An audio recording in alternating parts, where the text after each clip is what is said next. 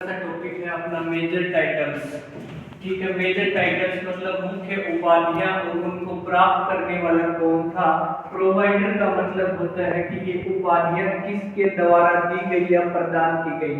तो अपन सबसे पहले बात करेंगे मेजर टाइटल्स में महात्मा की उपाधि किसे दी गई थी भाई? गांधी जी को दी गई थी। और किसके द्वारा दी गई थी? रविंद्रनाथ टैगोर के द्वारा दी गई थी। यदि मैं बात करूं किसकी, गांधी जी से रिलेटेड क्वेश्चन की बात, तो गांधी जी भारत कब लौटे थे? एसएससी में पूछा हुआ क्वेश्चन है। तो भारत कब लौटे थे? 1915 यानी 1915 में भारत लौटे थे। इनके जितने भी आपके आंदोलन हैं, सविनय अवज्ञा आंदोलन, नमक तोड़ो आंदोलन, खिलाफत आंदोलन, चोरा चोरी की घटना, ये सारी की सारी आपको कब के बाद की मिलेगी? 1915। उससे पहले ये बैरिस्टर की पढ़ाई करने के लिए फॉरेन कंट्री थे। अब इसमें से जितने भी आंदोलन किए वो इन्होंने भारत लौटने के बाद किए। दूसरा, अगर इनसे रिलेटेड क्वेश्चन पूछा जाता है आपसे कि महात्मा गांधी की माता जी का नाम क्या था, तो क्या था भाई? पुतली बाई। पूरे नाम की बात करोगे तो मोहनदास करमचंद गांधी।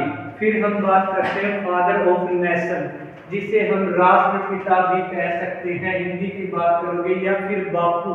बापू की भी किसको दी गई थी? महात्मा गांधी। लेकिन इनको ये उपाधि प्राप्त करने वाले मतलब देने वाला कौन था? सुभाष चंद्र बोस। तो पूछा जाए कि गांधी को राष्ट्रपिता किसने कहा, तो किसने कहा था? सुभाष चंद्र बोस ने। उसके बाद एक क्वेश्चन ये बनता है कि भाई गर्म दल के नेता के नाम से भी किसे जाना जाता है? सुभाष चंद्र बोस को। आजाद हिंद फौज की स्थापना करने वाला भी कौन था? अपना सुभाष चंद्र बोस। और सुभाष चंद्र बोस को नेताजी के नाम से भी जाना जाता है। उसके बाद है अपना सरदार। तो सरदार किसको कहा गया था भाई? वल्लभ भाई पटेल। वल्लभ भाई पटेल जी को सरदार किसके द्वारा कहा गया, या इनको ये उपाधि प्रदान करने वाले कौन थे?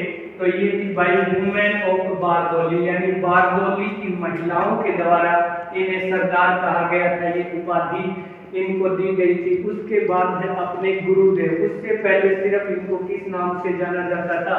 रविंद्रनाथ टैगोर। लेकिन महात्मा गांधी ने इन्हें किसकी उपाधि से सुशोभित किया था? गुरुदेव या गुरु के नाम से संबोधित किया था। तब से इनका नाम क्या हो गया भाई? गुरुदेव या गुरु रविंद्रनाथ टैगोर। गुरु रविंद्रनाथ टैगोर को 1913 के अंदर क्या मिला था भाई?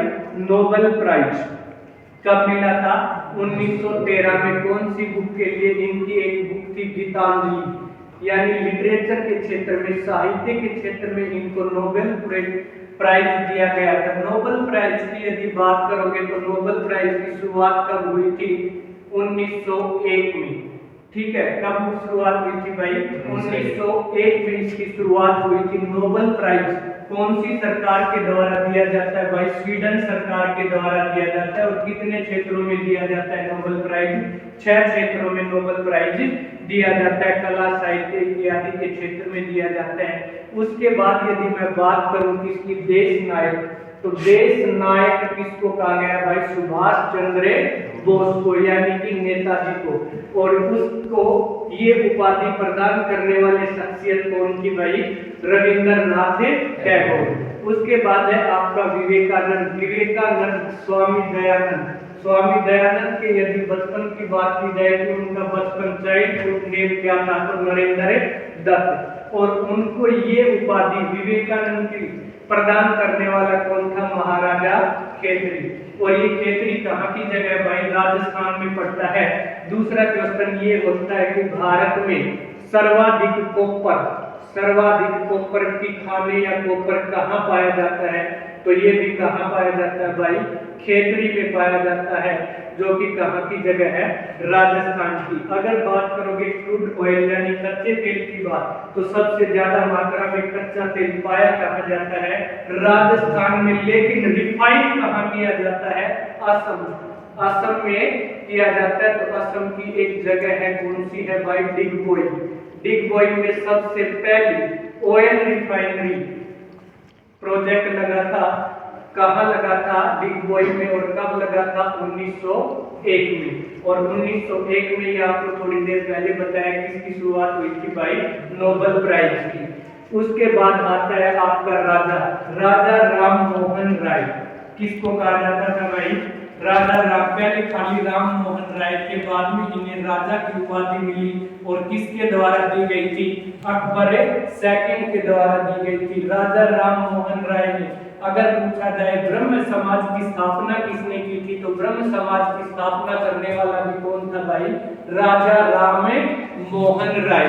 आपसे पूछा जाए कि ब्रह्म समाज की स्थापना कब हुई थी, तो ब्रह्म समाज की स्थापना हुई थी भाई 1828 में। सती प्रथा पर रोक लगाना या सती प्रथा के लिए आवाज उठाने वाले भी कौन थे भाई? राजा राम मोहन राय। ठीक है। उसके बाद विडो रीमैरिज एक्ट, विधवा पुनर्विवाह के लिए भी इन्होंने मांग उठाई थी। उसके बाद बात आती है आपकी नाइटिंगेल ऑफ इंडिया के नाम से किसे जाना जाता है भाई? तो ये जाना जाता है सरोजनी नायडू को। सरोजनी नायडू को नाइट ऑफ एंगल का टाइटल यानी उपाधि प्रदान करने वाले कौन थे? महात्मा गांधी। तो महात्मा गांधी ने सरोजनी नायडू को क्या कहा था? Nightingale of India. Sarojini Naidu Bharat के कौन से स्टेट से रिलेट करती है या कौन से राज्य की रहने वाली थी? तो ये कहाँ की रहने वाली थी भाई? यूपी की रहने वाली थी। कहाँ की थी? यूपी की। बात की जाए फर्स्ट फीमेल गवर्नर, पहली महिला राज्यपाल, तो वो भी कौन थी अपनी भाई? सरोजनी नायडू। तो कौन थी? सरोजनी नायडू। उसके बाद है फादर ऑफ इंडियन अनरेस्ट के उपाधि किसको दी गई थी भाई? बाल गंगाधर तिलक को। किसने? वैलेंटाइन चिरोल नामक एक अधिकारी था, उन्होंने इनको क्या कहा था? Father of Indian unrest. क्या कहा था भाई? Father of Indian unrest. ऐसे स्टैटिक जीके में बात करोगे किसकी भाई? लाल बाल पाल। किसकी? लाल बाल पाल के नाम से किसे जाना जाता है? तो लाल के नाम से मतलब लाला लाजपत राय, और बाल के नाम से बाल गंगाधर तिलक, और पाल के नाम से विपिन चंद्र पाल। इन नामों से इसे